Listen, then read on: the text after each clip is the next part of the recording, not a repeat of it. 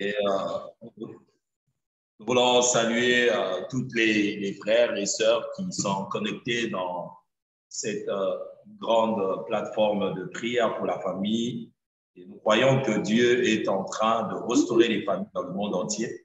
Et il y a un grand réveil que l'Esprit du Seigneur est en train d'amener à l'Église pour que nous puissions restaurer la place de la famille. Et il est très important de noter que ce n'est pas quelque chose d'isolé.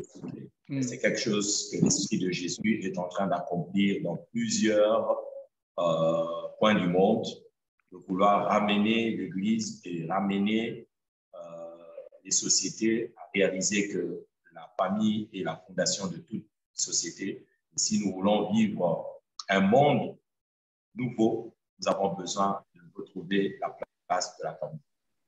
Et dans notre enseignement, comme je l'avais dit hier, nous allons essayer aujourd'hui de répondre à quelques questions avant qu'aujourd'hui nous puissions continuer notre série d'enseignements sur 20 à 2 les limites du mariage. Nous avons placé d'abord une fondation pour montrer qu'est le mariage selon Dieu, parce que plusieurs sociétés aujourd'hui ont leur modèle de mariage. Ici, nous parlons du mariage selon le modèle de Dieu, le créateur même de cette institution, et Dieu qui a créé le mariage, l'a créé pour que nous soyons dans le bonheur. Personne ne peut se marier et souffrir et dire que c'est la volonté de Dieu. Le plan de Dieu pour toi de te mettre dans le mariage, c'est pour plus de bonheur. Oui. Nous avons placé une fondation sur le fait que le mariage est une relation d'abord d'amour et que nous ne pouvons pas entrer dans un mariage s'il n'y a pas l'amour. Nous avons mis la fondation sur laquelle que nous sommes dans un mariage pour vivre dans l'harmonie, c'est-à-dire que l'homme et la femme qui se mettent ensemble ne sont pas nécessairement de gens d'un même niveau en termes de potentiel, en termes de finances ou en termes de connaissances. Et ce sont des êtres imparfaits, mais qui se mettent ensemble pour se compléter. Et c'est très important que lorsque tu as un homme ou une femme à tes côtés, tu réalises qu'il a des atouts, il a des habilités, il a de connaissances que toi, tu n'as pas. Et le fait que Dieu vous a mis ensemble, c'est pour que vous puissiez vous compléter. Le mariage n'a jamais été une union de compétition, mais une union de complémentarité. Alors là, il y a quelques questions, une seule question. Je vais d'abord répondre.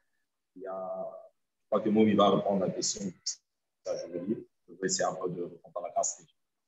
Alors, la sœur demande pour le 5 éléments de l'enseignement de lundi.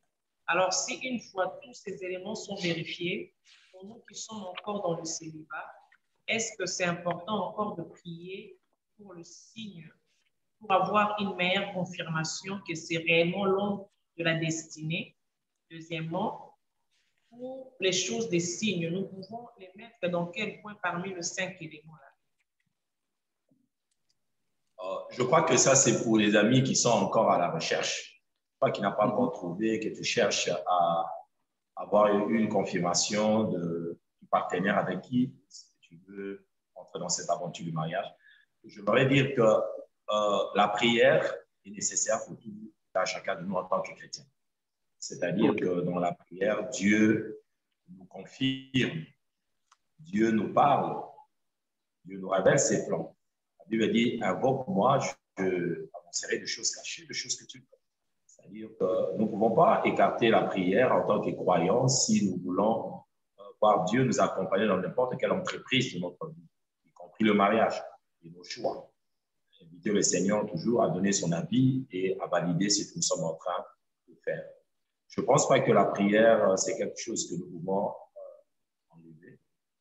Il se peut aussi que telle voix paraît juste devant un homme, c'est la voix de la permission. Il y a pas de ces voix qui, à tes yeux, une personne que tu regardes comme ça, à tes yeux, apparemment tout va bien.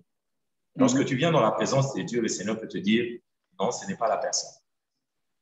J'ai eu à rencontrer une jeune fille et je pensais que c'était une fille bien et tout. Et chaque fois que je voulais faire un pas vers cette fille, le Seigneur me montrait toujours une vision négative. Et un jour, j'ai même vu, c'est une chrétienne, mais j'ai vu sa fille en train de fumer. Normalement, elle ne fume pas. Dans ma vision, elle était en train de fumer. Et puis, je me disais, bon, comment toi, une chrétienne, tu es en train de fumer? Et une manière pour Dieu de me dire, ce n'est pas la bonne personne. Ok. Un peu. Donc, nous ne pouvons pas, en tant que chrétiens, rester simplement avec nos observations physiques, mais nous devons associer Dieu dans la prière. C'est important. Et la prière joue un rôle très important. Donc, à quelle place nous pouvons placer la prière? Je ne pense pas que la prière a de place. La prière est utile pour tout un chacun de nous à n'importe quel moment, que ce soit pour ceux qui sont déjà mariés, que ce soit pour ceux-là qui cherchent une orientation divine pour faire un bon choix. Nous avons tous besoin de la prière. Nous sommes mariés, ça fait plus de 19 ans. Nous avons toujours besoin de prière. Pourquoi? Parce que la prière vient renouveler même notre amour. L'amour, c'est comme un feu. Et ce feu peut s'éteindre. Ce feu peut diminuer. Comment nous pouvons renouveler notre feu? L'une des manières de renouveler notre feu, c'est prier le Seigneur. Seigneur, donne-moi toujours plus d'amour pour ma femme. Et la femme qui peut dire, Seigneur, donne-moi plus d'amour pour mon homme. Et ça, pour nous, les chrétiens, nous sommes bénis déjà à ce niveau-là. Mais il n'y a pas que la prière, il y en a encore beaucoup d'autres choses. Nous pouvons passer à côté de la prière. Je voulais aussi compléter la réponse à une question qui a été posée hier, si ce n'est que l'homme qui doit aimer et que la femme doit être soumise. Alors, selon la pensée de Dieu, déjà l'amour commence par, le mariage commence par l'amour. Donc, au départ, on doit s'aimer. Donc, la femme ne peut pas dire oui s'il n'a pas aimé. Mais un verset qui vous aide dans les épîtres pastorales de l'apôtre Paul à Tite 2 au verset 4, je peux commencer au verset 3 pour une compréhension, dit que les femmes âgées doivent aussi avoir l'extérieur qui convient à la sainteté, n'être ni médisantes, ni adonnées au vin, qu'elles doivent donner de bonnes instructions dans le but d'apprendre aux jeunes femmes à aimer leur mari et leurs enfants. Donc, les femmes sont aussi appelées à aimer leur mari. Donc, ce n'est pas seulement le mari qui aime la femme aussi doit aimer son mari. Et on doit l'apprendre. On doit apprendre comment l'aimer. Il y en a des personnes qui ont l'amour mais ne savent pas comment aimer. C'est là la place de l'enseignement du disciple-là. L'encadrement, c'est très important. Comment aimer. OK. Prions le Seigneur. En notre Père, nous voulons te dire merci pour l'enseignement d'aujourd'hui. Merci encore pour les familles qui sont connectées. Merci pour un couple que tu es en train de restaurer maintenant pendant que ce programme est en train d'être suivi. Merci aussi pour un jeune homme, une jeune fille qui, en suivant ce programme, est en train d'avoir comme des sauts dans son cœur de confirmation par rapport à un choix dont toi, Éternel, tu as créé. Je te bénis, Seigneur, notre Dieu, pour ce que tu fais. Je te bénis, Seigneur, pour ce que tu feras, parce que je crois que, Seigneur, cette œuvre ne va pas s'arrêter maintenant pendant que cette émission est enregistrée, mais que ton esprit va continuer à ministrer dans chaque famille, chaque couple, pendant que ce programme sera suivi, que ce soit sur d'autres plateformes, et c'est là au nom de Jésus-Christ de Nazareth. Amen. Amen. Alléluia. Hier, j'étais en train de parler de l'ennemi invisible du mariage. Nous avons parlé du diable, qui est un adversaire qui est engagé à renverser tout ce qui était le bonheur de l'homme. Un ennemi invisible, mais agissant et qui fait beaucoup de victimes. Plusieurs fois, nous nous sommes retrouvés en train de nous accuser l'un l'autre dans un mariage, dans un couple. Les gens ont commencé à s'accuser. C'est ta faute, c'est ma faute. Si nous avons manqué cette maison, c'est à cause de toi. Si nous avons manqué telle opportunité, c'est à cause de toi. Tu n'es pas la femme de ma vie. Tu n'es pas l'homme de ma vie. Souvent, nous nous sommes retrouvés en plein dispute dans les mariages, alors que c'est l'ennemi qui est en train de nous arbitrer. C'est comme ça que je vous encourage à comprendre que le mariage, c'est d'abord un engagement. Et c'est une alliance. Et lorsque tu es dans une alliance et dans un engagement, ton oui va rester oui et ton non va rester non. Parce que tu dis oui à une personne, Dieu attend que tu puisses rester fidèle. Et je vous assure qu'il n'y a pas de bonheur dans le mariage si nous ne comprenons pas que nous nous sommes engagés dans une alliance et que nous avons donné notre accord et que nous ne pouvons plus le retirer. À Amos, chapitre 3, verset 3, il est écrit « Deux personnes ne marchent pas ensemble s'ils ne se sont pas accordés. » Le mot utilisé là, c'est l'accord, c'est-à-dire un contrat.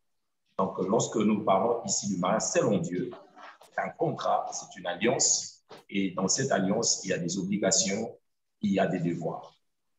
Chacun doit comprendre ses devoirs, chacun doit comprendre ses obligations et ses droits dans cette alliance. C'est comme ça que lorsque des fois, on ne comprend pas très bien dans cette alliance, quelle est la part de l'homme? Quelle est la part de la femme? Ça, c'est une des choses qui fait que l'ennemi entre souvent et renverse les couples. Et nous le voyons un peu plus partout. Beaucoup de divorces et beaucoup de procès autour des hommes et des femmes qui se sont mariés et qui ont déclaré publiquement leur amour et qui se sont retrouvés en train maintenant de se détruire dans les procès. Ici, je veux parler sur le zone majeure des conflits.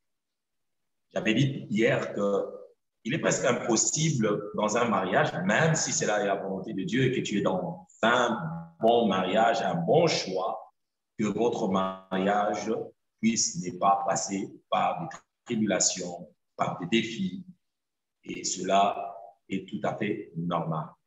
Et c'est important de savoir aussi être préparé et de savoir comment réagir en face à toutes sortes de tribulations ou de défis qui peuvent s'élever dans votre vie.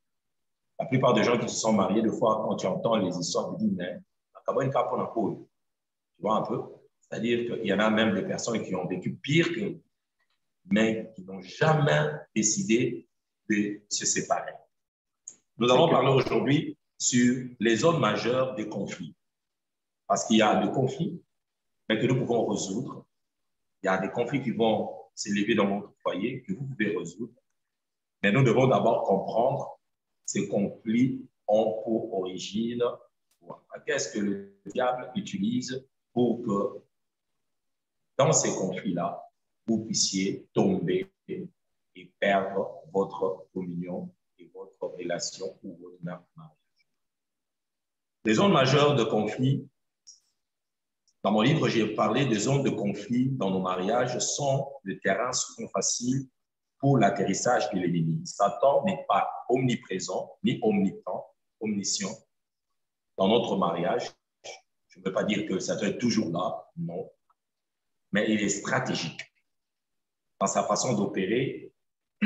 Il attaque des endroits et il aime contrôler des endroits très faciles, sensibles dans notre foyer pour que enfin, il puisse renverser notre mariage. Et dans mon livre, j'ai essayé un peu de parler un peu de 5 zones d'atterrissage de l'ennemi. C'est-à-dire que chaque mariage, chaque couple verra d'une manière ou d'une autre le diable atterrir dans leur foyer et dans leur couple. Et quand le diable atterrit dans votre mariage comme dans votre couple, il cible 5 zones majeures. Et la plupart de couples qui ont succombé devant les assauts du diable, ils ont succombé parce qu'ils n'ont pas veillé sur ces zones stratégiques du couple que nous devons vraiment essayer de contrôler et de ne jamais laisser cela aux soins de l'ennemi et de prier de manière à ce que nous ne puissions pas le perdre notre couple. Alors, tout couple verra de manière permanente ou temporaire de tensions sous différentes formes qui auront pour base une de zones ci-après. Ce sont des terrains favoris de l'ennemi quand il veut opérer. Ce sont des cibles que le diable a souvent. Et là, je vois la première zone, c'est le sexe. OK. Le sexe. Plusieurs personnes, quand tu vas leur poser la question pourquoi ils ont divorcé, tu vas découvrir que le diable a attaqué la partie du sexe. Et là, c'est très important, même de chrétiens. Il y a des personnes en train de prier dont je ne comprends pas, mais ils n'expliquent pas qu'est-ce qui est à la base de leur trouble, de leur divorce ou de leur conflit dans le mariage. Le diable cible le sexe. Pourquoi?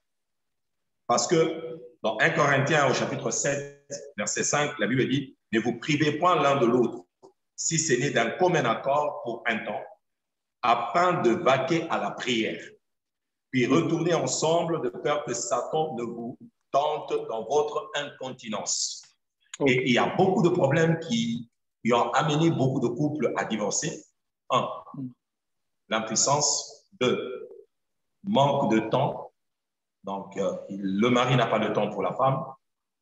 Il est tellement occupé au travail, il est tellement occupé au ministère, il est tellement occupé à autre chose, au business, et il oublie que après Dieu, la deuxième priorité, c'est sa femme. Et il ne donne pas du temps à la femme, il ne donne pas du temps au lui conjugal. Et vice-versa.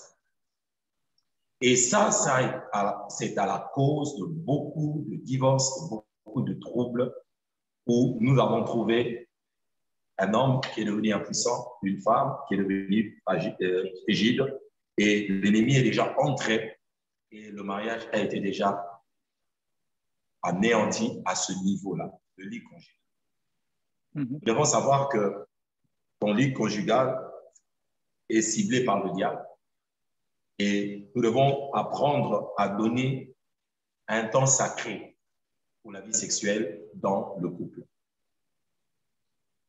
Certes, le seul moment où Dieu nous reconnaît avoir à se priver, c'est par rapport à la prière. Mais là aussi, il faut de l'équilibre. Imagine-toi que tu es là en train de... Tu es pendant 3 mois, 4 mois en train d'entrer dans les prières. Tu es frère, tu es sœur. Bon, moi, je suis en intercesseur, tu entres dans les prières. Et puis, tu laisses ton mari là, dans les prières. Toi, tu es toujours dans les prières. C'est comme ça que même quand tu dois prier, quand tu es marié, tu dois faire cela en accord avec ton partenaire. Toujours à deux. Parce que si tu ne le fais pas en accord, vous ne saurez pas vaincre l'ennemi. Toi, tu es dans le permanence en train de prier pendant que le diable est en train de rogner sur l'oreille de ta femme. Vice-versa. Donc, même s'il faut se priver l'un l'autre pour la prière, cela doit passer toujours par un accord entre l'homme et la femme. Plusieurs couples ont vu leur mariage être détruit. Pourquoi? Parce qu'ils n'ont pas pris au sérieux les problèmes de sexe. Dans la plupart des cas, quand l'ennemi veut déstabiliser un mariage, il s'attaque à cette zone. Une femme vint me rencontrer après le culte disant « Pasteur, moi, ça ne va pas. » Alors, je lui ai posé la question « Ça ne va pas sur quoi ?» Il dit « Ça ne va pas chez moi. Ça va. Moi, je croyais peut-être qu'il y avait un problème d'argent. Je croyais que peut-être son mari ne laissait pas l'argent. C'était la maladie. » Et puis, la femme me regarde, dit « Est-ce que mon mari ne t'a jamais dit ?» Moi, je dis « Non. Mon mari est impuissant. Et moi, je ne sais plus. J'ai tout fait et j'ai trouvé qu'il n'y a pas de solution. » En lingala. Donc, on va toujours être comme ça, pasteur. En d'autres termes, ce n'est pas le simple fait de partager la même maison qui fait de vous un couple marié. Vous êtes un couple marié pour partager l'intimité. Et il y en a beaucoup de gens qui souffrent de séparation de corps. Il y en a des personnes qui sont dans une même maison, mais l'homme dort seul et la femme dort avec des enfants. Et si vous avez déjà des attaques à de tels niveaux, c'est que votre mariage est en danger. Vous avez besoin de l'intervention divine. Lorsque vous êtes déjà en séparation de corps, le mariage devient déjà fragile. Amen. Et vous entendrez des personnes avec des situations pareilles qui ne partagent jamais, mais vont vous dire simplement, je dois quitter ce mariage. Pasteur, je dois quitter. Mon mari ne me satisfait pas. ma femme ne me satisfait pas. Et le problème autour du sexe ont été vraiment la cause de plusieurs divorces, de plusieurs brisements de famille. Ajoutez à cela l'infidélité. L'infidélité, en fait, c'est vraiment le sommet de péché dans les tentations liées au sexe. Quand l'homme commence à sortir ailleurs, la femme commence à chercher la satisfaction ailleurs. C'est que le diable est déjà entré et ce mariage est en train de se ruiner. Deuxième zone où l'ennemi aime attaquer, c'est l'argent. L'argent répond à tout. Dans un couple, vous avez besoin d'argent. Même si vous êtes chrétien, vous avez besoin d'argent, vous n'êtes pas au ciel, vous êtes sur la terre. Tout couple a des responsabilités, a des défis à relever sur le plan financier. Et c'est tout à fait normal que vous puissiez prier pour l'argent et que vous puissiez gérer, planifier l'argent qui entre et l'argent que Dieu donne, met entre votre mains. Mais là aussi, le diable sait comment déstabiliser le couple. Nous avons vu beaucoup de couples divorcer, beaucoup de couples entrer en conflit perpétuel à cause de l'argent. Combien tu apportes dans le couple? C'est moi le mari qui travaille, toi tu n'apportes rien. L'homme oublie que la femme qui reste prépare, la femme qui reste contribue d'une manière ou d'une autre. OK. Et l'homme dit simplement que c'est moi qui sors et travaille. Et bon, quand toi tu sors pour travailler, qui prépare? C'est la femme. Si tu mangeais dans un restaurant, tu aurais payé ses services. Donc, toi tu es en train d'épargner pendant que tu es en train d'utiliser un homme. Le mariage n'est pas une union où tu prends ton partenaire comme un esclave ou une esclave. C'est-à-dire, le Seigneur veut que dans l'amour, que tu puisses protéger l'autre. Donc, il y en a des couples comme ça, quand ils se sont mariés, ils ne se sont pas posés beaucoup de questions tout autour de l'argent. Un autre qui est venu, c'est un héritier d'une grande famille. Et puis, bon, l'autre vient d'une famille pauvre, et puis ils se mettent ensemble, c'est l'amour, l'autre là-haut, et ils ne s'occupent pas des problèmes d'argent. Après quelques années, ils commencent à réfléchir en réalité. Donc, tu vois, les questions liées aux possessions matérielles, financières sont très importantes. C'est tout à fait normal pour nous, chrétiens, de ne pas banaliser le problème lié à l'argent. De planifier toujours, si Dieu nous bénissait, qu'est-ce que nous allons faire avec l'argent que Dieu donne? Comment planifier les dépenses? Je me souviens avec Moumi, nous avons parrainé un couple, un jeune couple, qui était banquier, et puis l'homme était un fonctionnaire. La fille s'est débrouillée bien en célibat, elle était déjà responsable, elle prenait soin de sa famille. Et puis, quand ils voulaient se marier, ils nous ont posé la question. Ils disent, pasteur, bon, s'il vous plaît, nous avons quand même une préoccupation. La fille pose la question très clairement. Moi, je prends soin de ma mère, je prends soin de mes frères, je les scolarise avec ce que j'ai comme salaire.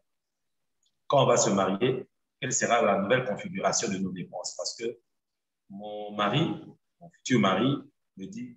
Le mari avait dit que son salaire peut couvrir tout le bout du mois et que le salaire de la femme devait être épargne. Alors la femme s'est posé la question, est-ce que ce salaire va couvrir aussi les dépenses de ma famille? Alors, on leur a dit que ce n'est pas une parole de l'évangile, vous planifiez, vous croyez, c'est que vous adoptez comme système. Si ça ne marche pas, vous pouvez modifier. Et il est important d'être transparent par rapport au problème d'argent. Et ne pas faire les simples pierres par rapport à l'argent.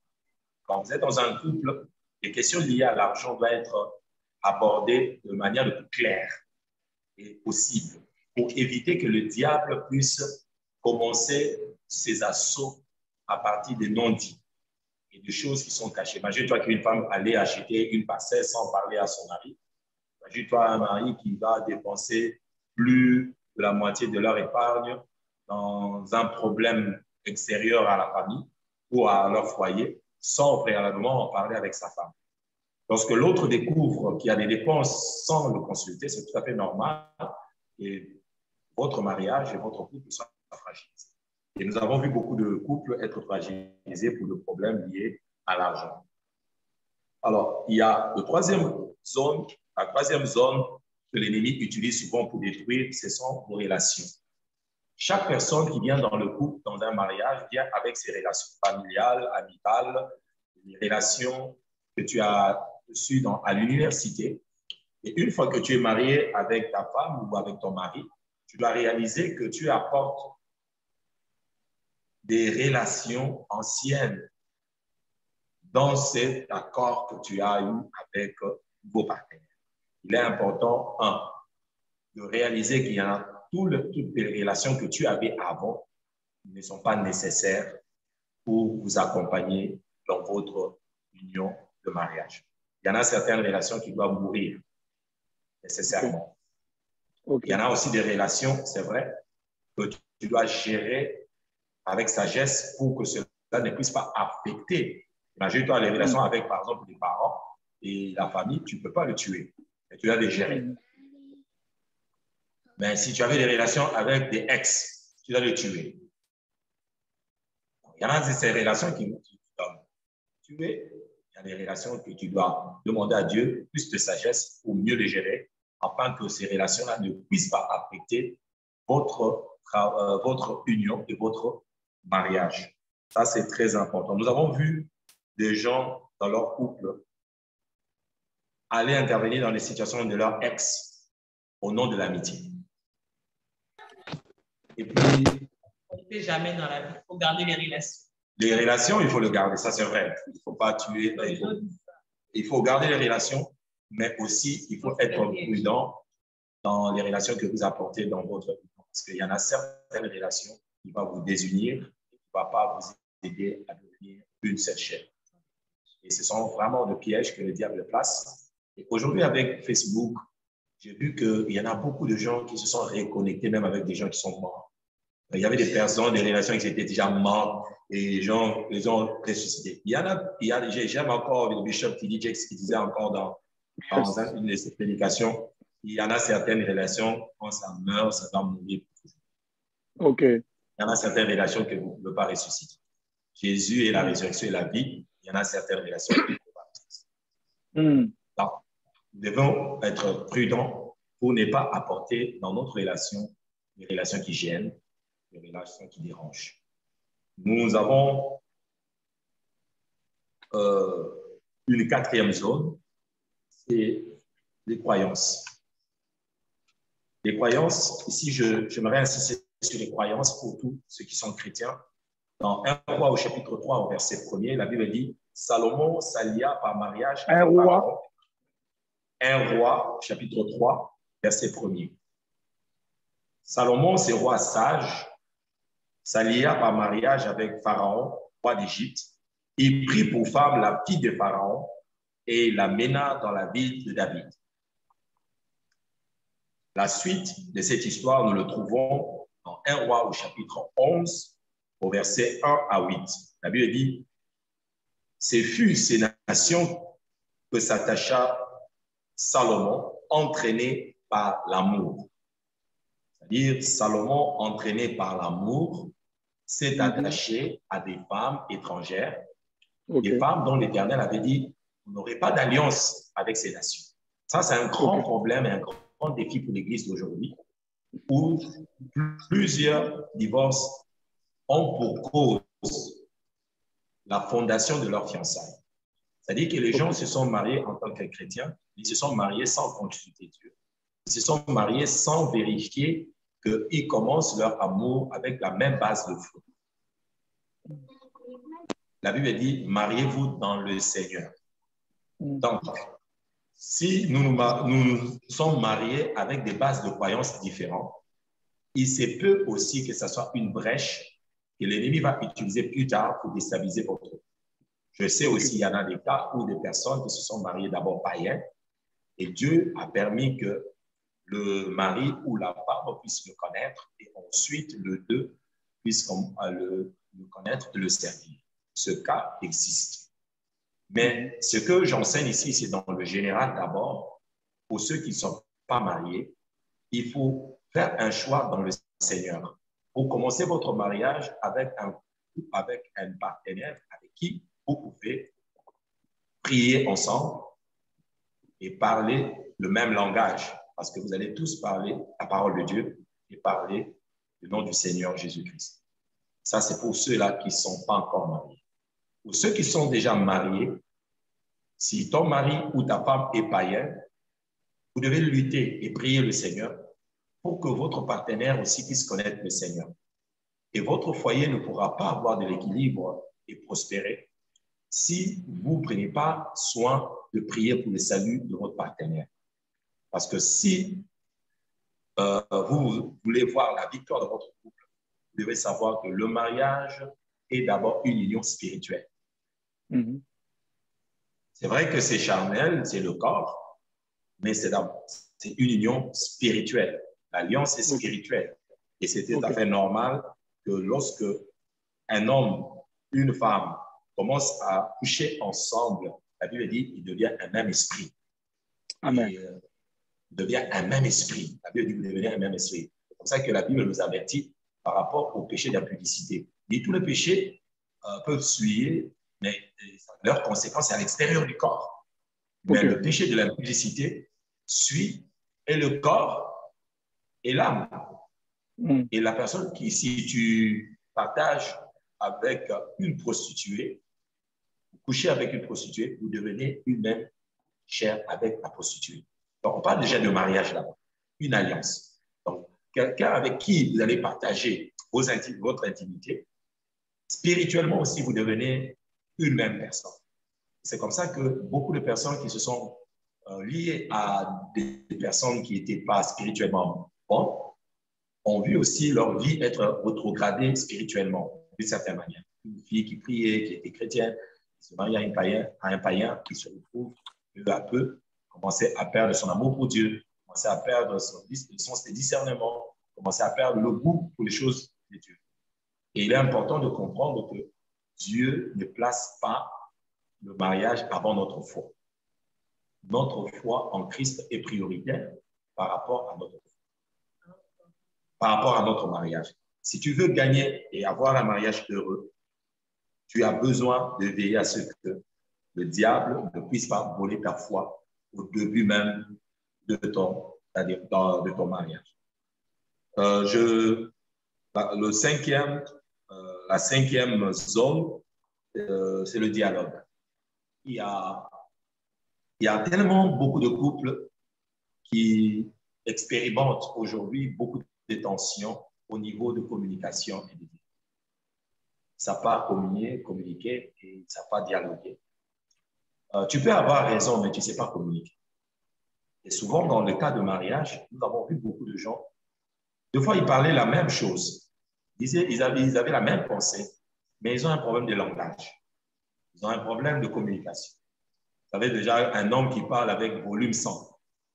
Ah! Comment on va t'écouter? Tu vois, même dans le son, lorsque le son est trop élevé, des fois, ça fait... Ça m'a gueulé, c'est du bruit.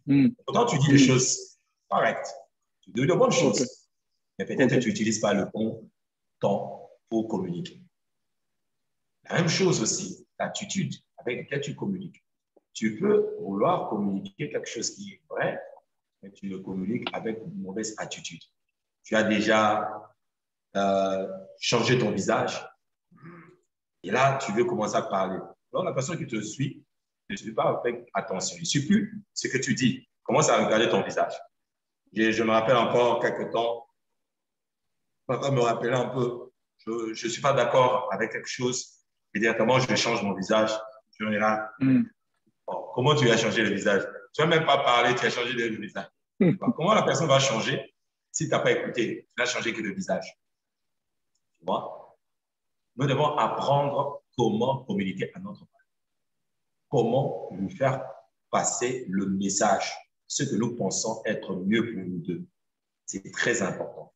Deux fois, nous échouons dans notre couple et nous laissons le diable détruire notre foyer parce que nous n'apprenons pas à mieux communiquer ce que nous pensons à notre partenaire. Et ma prière ici, c'est de veiller sur ces 5 zones. Parce que si nous veillons sur ces 5 zones, nous éviterons l'ennemi à entrer dans notre couple, à commencer à nous. Et souvent, le diable sait le faire. Il entrera dans tes attitudes vis-à-vis de ta femme et tout ce que tu vas commencer à dire sera mal interprété. Il entrera dans votre de communiquer. Il y a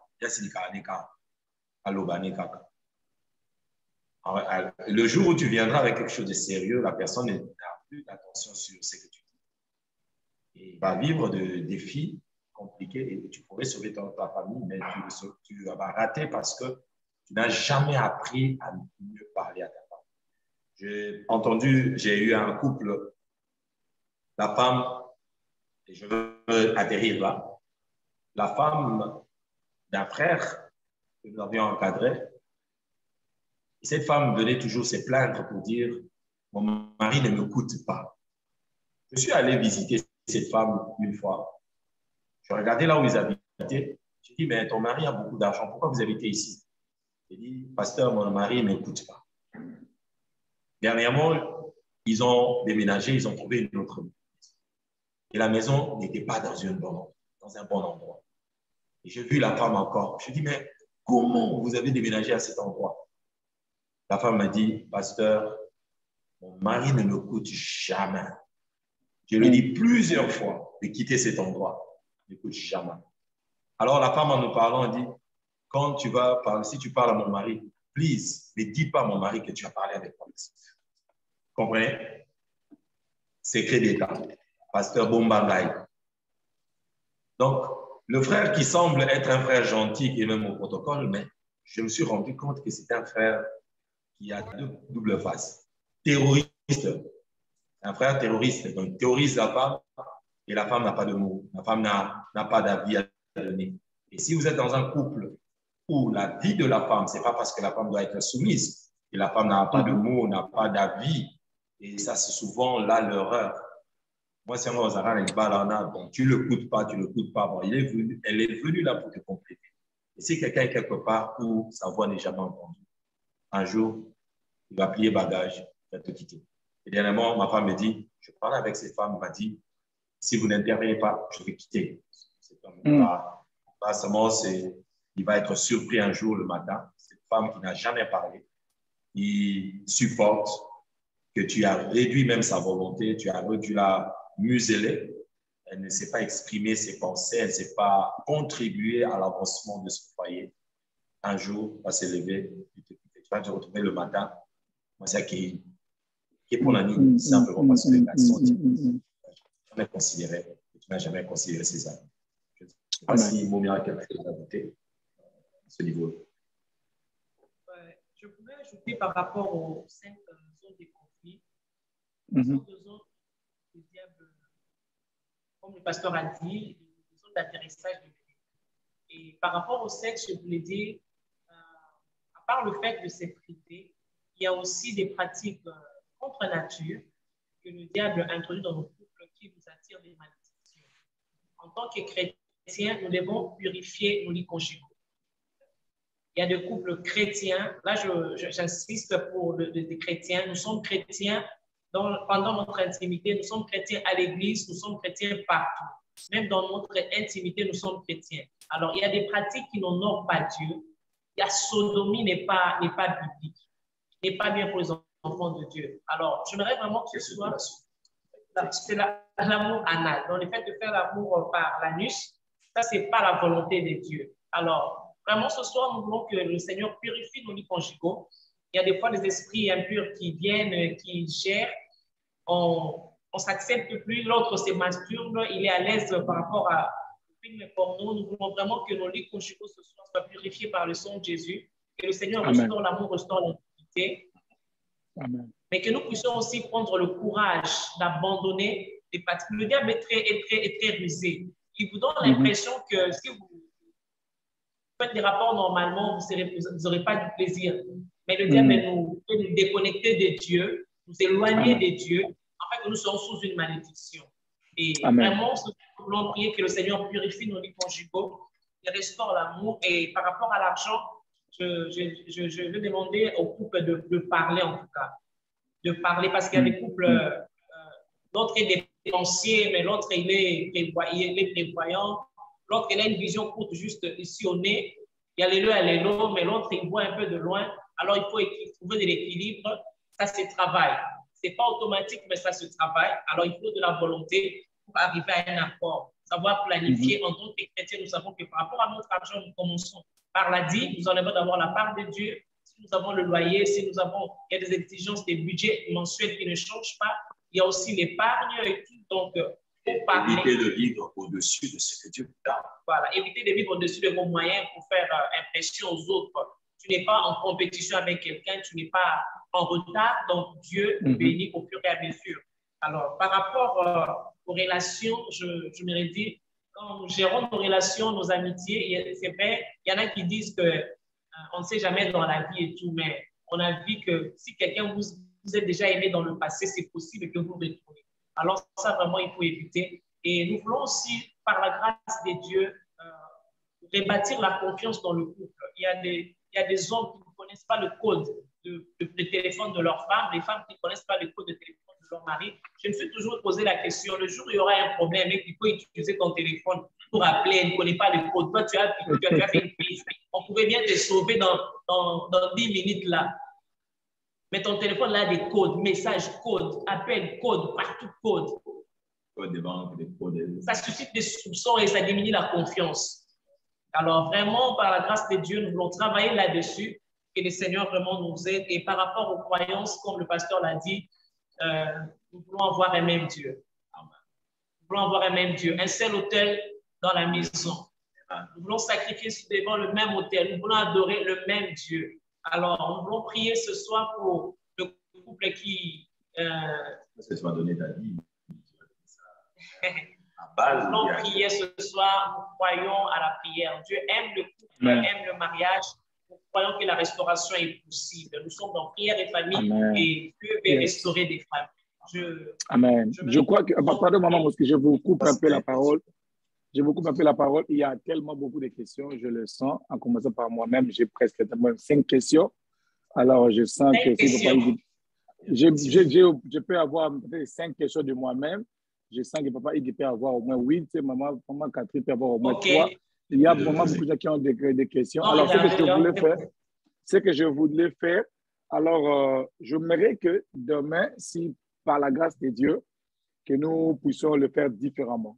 Si demain, nous pouvons commencer par les questions, si nous pouvons commencer par des questions demain, que nous puissions poser le maximum de questions demain et que le couple pastoral puisse nous amener aussi dans la prière. Alors, si demain, il n'y aura pas, ou bien on le fait ça le vendredi, mais je pense qu'on peut le faire demain pour ne pas louper d'autres questions. Pour ne pas louper d'autres, parce que je sens que ça, c'est vraiment le cours des grands. Alors, on doit vraiment éclaircir certaines questions. Alors, je ne sais pas si qu'on commence avec mes questions ou bien que... Non, parce que par rapport à l'heure, il y a 5 minutes. Dans 5 minutes, normalement, c'est la fin. Je ne sais pas si on peut écrire des questions. Demain, on commence par les questions. OK, moi, je voudrais juste poser mes questions. Comme ça, les restes, ils peuvent... vous pouvez garder les questions demain. Connectez-vous vraiment à l'heure pour permettre de répondre aux questions. Mais veuillez même noter ça quelque part. Là où vous êtes en train de noter les enseignements, c'est très important. Une autre personne m'a dit aussi, là aussi des questions. Alors, ma question, c'est par rapport à chaque point. Premier point sur le sexe. Sur le sexe, j'ai une question. La question sur le sexe, j'ai dit ceci. Que faire pour celui qui découvre avant le mariage que l'autre a un problème sexuel? Parce qu'il y a des problèmes, par exemple, d'impuissance que les gens découvrent en étant dans les mariages. Ils découvrent par une maladie, les problèmes d'autres découvrent après un certain moment dans les mariages, ils découvrent ces problèmes. Mais d'autres, en voulant un peu pécher comme ça, ils découvrent. Nous avons des cas pareils et les gens nous demandent de prier pour que tu puisses faire un miracle. Alors, je voudrais... c'était ça aussi la question de Papa Laberge. Que faire? Qu'est-ce que le pasteur Mike va nous dire pour rapport à la première question? Je vais reposer la deuxième question ou bien je pose tous les 5. OK, les problèmes... Non, on peut répondre. Le problème à l'impuissance, c'est ça? Yes, à l'impuissance. Ce que vous découvrez avant. Vous découvrez avant votre mariage, dans les fiançailles, dans le copinage, vous découvrez ça, que l'autre a un sérieux problème dans cette direction. Comment vous allez découvrir ça? En voulant pécher. En voulant pécher. Bon, il y en a qui sont sincères, ils disent à leur partenaire que j'ai tel problème. Et il y en a, je connais un couple, quelqu'un qui a dit que j'ai tel problème et ça se soigne sur un médicalement, ça se soigne, mais ça peut aussi être un problème spirituel qui peut susciter de voir les hommes de Dieu. On peut prier pour vous, ça demande une délivrance. Si la personne, moi je souhaiterais que la personne soit franc, qu'ils disent à l'autre que j'ai tel problème et ils peuvent l'aider s'il peut. Il y en a qui disent que quand il apprend comme ça, il se détache, donc ce n'est pas déjà la bonne personne. Mais si tu peux dire à la personne, il peut t'aider à te faire soigner, mais il peut t'aider à la prière pour que tu fasses par une délivrance, ça se résout, en tout cas, c'est résolvable. Il faut résoudre avant le mariage ou bien même si le mariage peut continuer. Ici, en tant que chrétien, le sexe avant le mariage n'est pas permis. Le sexe est une bonne chose, une bénédiction que lorsqu'elle est faite dans le mariage. Donc, lorsque vous êtes des fiancés et que vous voulez consommer le sexe, c'est que vous êtes dans la fornication, vous êtes dans la publicité, ça, ce n'est pas la volonté de Dieu. Et si tu remarques que ce fiancé ou partenaire à ce stade-là est impuissant, je crois que peut-être c'est Dieu qui ne peut pas que tu puisses consommer le péché. Bon. OK. Ah oui, parce que je ne vois pas comment Dieu va vous accompagner là. Dieu vous accompagne Dieu accompagne le sexe lorsque cela est fait dans le cadre du mariage. Il n'y a que le cadre du mariage que Dieu a placé pour que nous puissions jouir de cette bénédiction de rapport sexuel. Donc, à ce niveau-là, moi, je ne pense pas que... il faut arrêter le processus de mariage. Je veux essayer un peu de coucher avec ma fiancée pour voir si elle n'est pas stérile, si elle peut avoir un enfant, etc. Déjà, si tu entres dans ces domaines-là avec une telle pensée, c'est que ça montre que tu es païen et que tu n'as pas confiance en Dieu. Donc, tu joues le jeu du diable. Seul cadre que Dieu a placé pour vivre, expérimenter la vie sexuelle, le rapport sexuel, c'est dans le cadre du mariage. C'est là où il y a la bénédiction. En dehors de ça, ce n'est pas biblique et ce n'est pas une bénédiction. Mais non, il y en a qui sont mariés. Ma question est, avec des gens pareils, il faut le motiver, arriver au mariage, ou bien ils doivent traiter, les problèmes doivent être traités avant le mariage. Comment quelqu'un peut savoir qu'il est impuissant avant d'être placé dans une expérience sexuelle? Donc, peut-être il a un problème s'il a un problème de maladie, ça peut se faire soigner, comme on m'a dit, mais c'est qui est vrai. Il y a beaucoup de gens païens, pendant des hommes, quand ils étaient païens, quand ils n'étaient pas mariés, il y en a d'autres qui se masturbaient ou qui utilisaient beaucoup de visualisation de films pornographiques, etc. Ce sont aussi des choses qui affaiblissent l'organe de l'homme pour qu'il soit viril et qu'il soit capable de tenir pendant longtemps dans la relation sexuelle. C'est-à-dire que c'est cas par cas. Le problème lié au couple à ce niveau, c'est cas par cas. Si le garçon n'avait pas une activité sexuelle avant le mariage, il a peut-être besoin d'être entraîné. Parce qu'il y en a aussi des gens qui étaient vraiment sango, donc vraiment pas de relation, vraiment chaste. Et qu'une fois qu'il est entré dans une activité dans le mariage sexuel comme ça, s'il n'a pas été bien préparé, c'est peu aussi qu'il rate les démarrages. Ça, c'est vrai. Donc, si tu viens du boulot, tu viens de beaucoup de trucs, tu étais dans les trains et tout ça, et puis directement, tu viens dans la maison, tu viens avec ta femme, tu ne l'as pas préparé, c'est tout à fait normal que tu rates les démarrages. Ça arrive. Mais il y a aussi des personnes qui sexuellement sont faibles à cause du fait qu'il y a un problème spirituel. Soit il a eu des relations passées, et dans ces relations passées, bon, ça s'était fait de manière abusive et la personne est devenue impossible. Il y en a de ces personnes qui, avant de connaître leur partenaire, ils ont besoin de prendre le boost. C'est-à-dire, ils ont besoin de prendre du café, ils ont besoin de prendre quelque chose qui vont le motiver. Et j'en ai prié pour beaucoup de couples comme ça. Et des personnes qui, s'ils ne prennent pas quelque chose, un boost, c'est rien.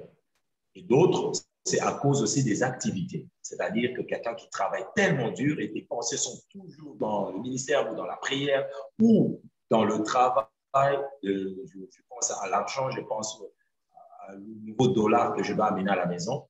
Et là, tu ne penses pas à ta femme. Et tu viens penser à ta femme juste quand vous êtes en chambre. Et là, vous pouvez aussi ne pas décoller. Tu vois? Et c'est tout à fait normal. Et elle aussi, elle a une grosse robe, là, une grande robe là. Et bon, elle aussi, c'est ça. OK. Bon, je crois que les chrétiens sont comme ça. Quand on l'a déjà épousé, ils préparent tout. Déjà. Donc, du coup, la femme n'est pas attrayante. Or, la femme, c'est comme une fleur, elle doit se soigner, elle doit se parfumer, elle doit. Je rentre à la maison, j'ai parlé à un jeune couple. Elle doit provoquer. Ouais, je parlais à un jeune couple, et on a été en prière avec un jeune couple qui disait bon, le mari est puissant, il ne sent plus rien et tout ça. La femme disait peut-être c'est à cause du travail. Et puis le gars a laissé, vous savez, nous sommes dans une vie aujourd'hui où quelqu'un a 3 ou 4 boulots. Et le monsieur avait 2 boulots. Il a laissé un autre boulot pour avoir plus de temps pour sa femme. Malgré qu'il a laissé ce boulot-là, ça a fonctionné. Et puis, je leur ai dit, mais la femme, qu'est-ce que tu fais? La femme aussi a un boulot. Et le 2 se retrouve simplement à 20 heures. Ouais. Le 2 sort le matin et se retrouve à 20 heures cassé. Et quand vous êtes cassé, vous n'êtes pas préparé, c'est tout à fait normal, c'est l'organisme, le corps. Quand le corps n'a pas été préparé, fatigué, c'est aussi que ça ne marche pas. Donc, certaines impuissances sont liées à certaines choses dont on peut en parler plus tard. Et des cas particuliers, on peut suivre et prier pour ça. Et ce que je veux simplement dire ici, vous devez être open, vous devez être ouvert. Le problème lié au mariage, si vous ne partagez pas, le diable vous tue en silence. Donc, vous devez crier au secours pour être aidé. Et ça, c'est très important. Sinon, vous serez en train de vivre le divorce en vivant ensemble dans un mariage. OK. Je pense qu'on doit arrêter pour les raisons de temps. Je vois des gens qui me demandent, Pasteur Mike, de revenir le matin, de continuer la semaine prochaine. Alors, ils sont là avec nous. Amen. Moi, je sais qu'il y a beaucoup de questions. Alors, j'aimerais simplement demander à tout le monde, s'il vous plaît, si demain, vraiment, nous pouvons poser des questions demain avant. Et puis, si vous ne voulez pas poser la question, vous pouvez m'envoyer la question. Je peux poser à votre place. Il y en a des personnes qui ont des problèmes personnels. Nous serons là, nous sommes disponibles à vous aider personnellement. Parce que je sais qu'il y a aussi des questions qui sont vraiment sensibles. C'est ça.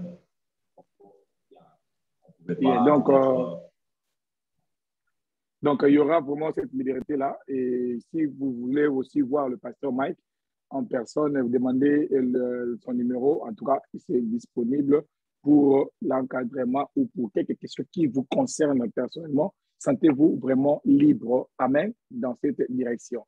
Et je voudrais ajouter juste une petite chose pour nos bien-aimés célibataires qui sont avec nous.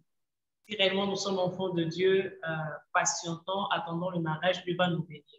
Ne donne pas à ce monsieur les privilèges d'un mari. Et toi aussi, le frère n'exige pas à cette sœur-là de te donner les privilèges d'un mari. Tu n'es pas encore marié.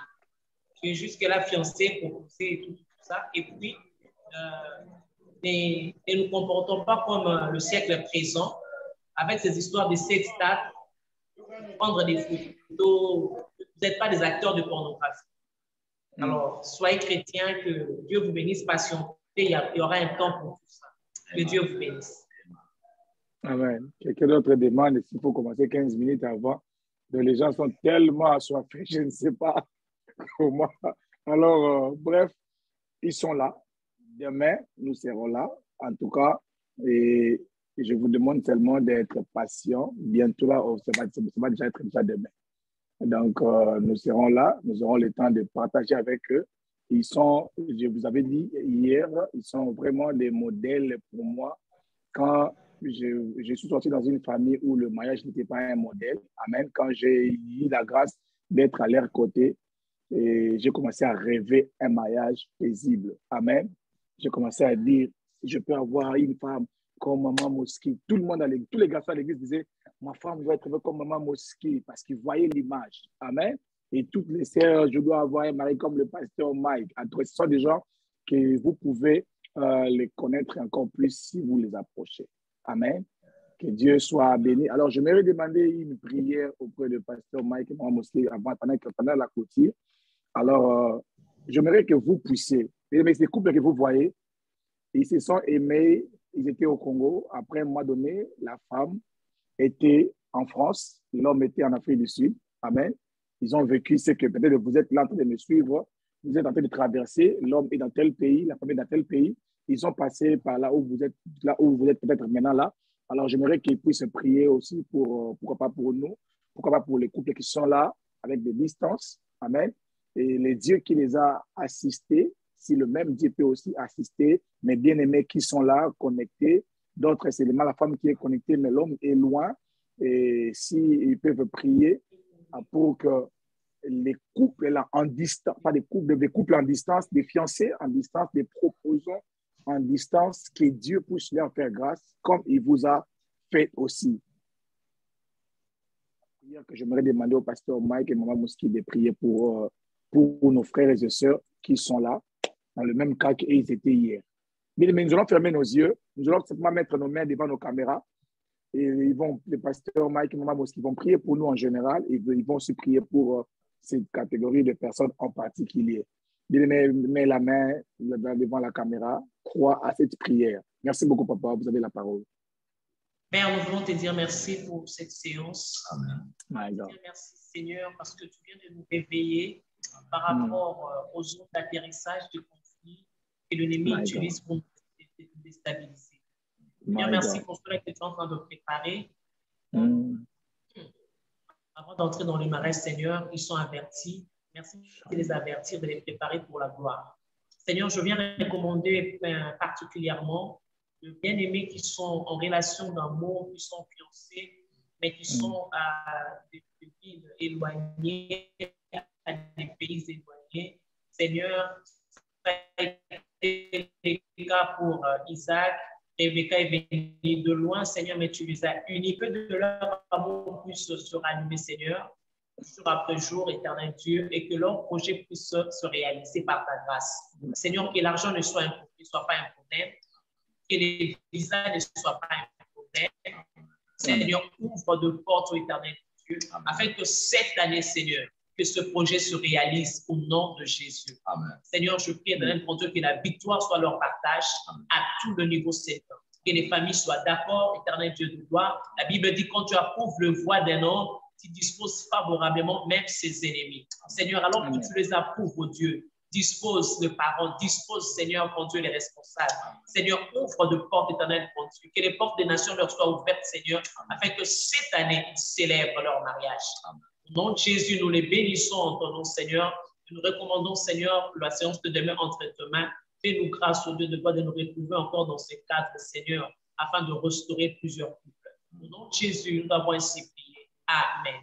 Amen. Amen. Amen. Merci. Dieu bénisse. Et à demain. Demain, nous serons là et j'aimerais encore rappeler rapidement à tout le monde. Et le pasteur Mike, le pasteur Timothée sera là à Kinshasa au mois d'avril.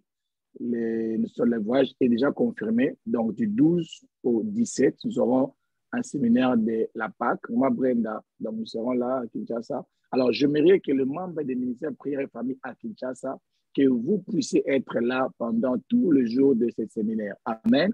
Et vous avez de la famille à Kinshasa, veuillez les recommander, les demander de se joindre avec nous. Je crois que la semaine ici, déjà, la fiche va sortir et vous aurez aussi l'occasion de partager ça.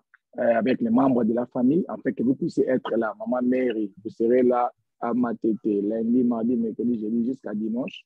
Maman Sarah, préparez-vous, demandez déjà à papa, afin que vous puissiez être là. Que Dieu bénisse les couples Wabantu pour ce grand cœur. Amen. Et pendant que je suis en train de parler, je sens dans mon cœur que des couples sont en train d'être restaurés. Je sens ça fortement dans mon cœur. Que les couples sont en train d'être restaurés. Alléluia. Alors, j'aimerais simplement rappeler à tout le monde, rappeler à chacun de nous qui me suit en ce moment, le travail de Dieu est en train d'être fait. Et il y a des gens qui avaient des problèmes qui sont cités en ces lieux, qui vont constater la disparition de ces problèmes-là sans effort. Parce que le travail de Dieu est en train déjà d'être fait. Alléluia. Que le Seigneur Dieu vous bénisse, que la grâce du Seigneur Jésus soit sur vous. On se voit à minuit avec Maman Fortune, le feu. Tous ces 4 points, nous allons brûler ça par le feu. Amen. Avec Maman Fortune encore ce soir, cette nuit, et demain le matin, comme les gens de l'Afrique et d'Europe, nous allons allumer le feu et pour que le Seigneur puisse garder nos maisons. Que Dieu vous bénisse. N'oubliez pas, si vous avez des questions, ça facilite la tâche. Si vous envoyez ça, même aujourd'hui, après la prière, envoyez-moi ça. Si vous n'avez pas mon numéro, demandez mon numéro. Vous pouvez m'envoyer ça avec le message vocal. Amen. Vous pouvez m'envoyer ça avec comme un message vocal. Vous pouvez écrire. Je vais transférer ça directement au pasteur Mike. Ils vont se préparer pour les questions. Parce que demain, on va commencer avec les questions. Que Dieu vous bénisse. Merci. Amen. Amen. Bye bye. Bye. Pastor. Yes. Maman. Yes, mamie. Je n'ai pas oublié. Nakata. Nazela. Yes. Yes, mamie. Nakata. Oui, au Kata, non, Oh. Que Dieu bénisse tout le monde. Maman Cathy, que Dieu vous bénisse. Papa Laberge, que Dieu vous bénisse. Papa Ephraim, que Dieu vous bénisse. Papa Bavé, que Dieu vous bénisse. Maman Angèle, que Dieu vous bénisse. Maman Karel Olivier, Joël Kabouya, que Dieu vous bénisse. La sœur Joël Kabouya. Frère Joël Kabouya. C'est frère Joël Kabouya. C'est la première fois. Oh, oui, c'est la première fois. Aline Condé. Oh, ok. C'est Aline Condé. Que Dieu vous bénisse. Vous étiez là depuis longtemps? Oui, j'ai suivi presque la totalité. J'ai cherché comment m'accéder. Le temps pour moi de me connecter. J'ai appris le temps, mais j'étais là depuis. Ok, que Dieu soit béni. Vous êtes à Kinshasa? Oui, je suis à Kinshasa. Ok, je crois bien on se verra dans un mois. Je serai là à Kinshasa. Oui, je serai trop ravi de vous rencontrer. Pour Merci demain, beaucoup. vous avez dit que l'équipe commencera à quelle heure? À 21h, juste heure de Kinshasa. Heure de Kinshasa, à 21h juste. Ok. Je serai connecté. Merci beaucoup. Papa Alexis Ngoy, Ilunga. Bonsoir. Bonsoir, papa. Bonsoir, pasteur. Malgré que je me suis connecté en retard, je n'étais pas à la maison. Oui. C'est à peine que je viens d'arriver, je me suis connecté en retard. Comment vous allez, pasteur? Non, je vais très bien. Dieu me fait grâce. Qui vous avez invité, papa? C'est Madame Gloria. Madame Gloria, Suède. Oh, vous qui êtes à Kinshasa? Oui, je suis à Kinshasa. On a parlé hier avec SMS, ouais. Je vous ai envoyé les liens à installer. Oui, c'est moi, oui. Que vous m'avez envoyé le lien, oui. C'était moi. Ok. Donc, c'est que j'ai votre numéro de toutes les façons. Oui, et moi aussi, je vais vous appeler aussi après. Après, ici, moi, je vais vous appeler, on peut discuter, on peut... c'est ça. Donc, si je n'ai pas décroché, c'est que je suis en communication, mais je vais vous rappeler, ne vous dérangez pas. Ok, pasteur. Donc, vous avez la possibilité de suivre ça aussi sur YouTube. Nous allons poster ça sur le format YouTube, bien sur le format audio aussi. Ok. Pas de problème, pasteur. Je suis debout avec vous. Merci. Merci. Je vous en prie.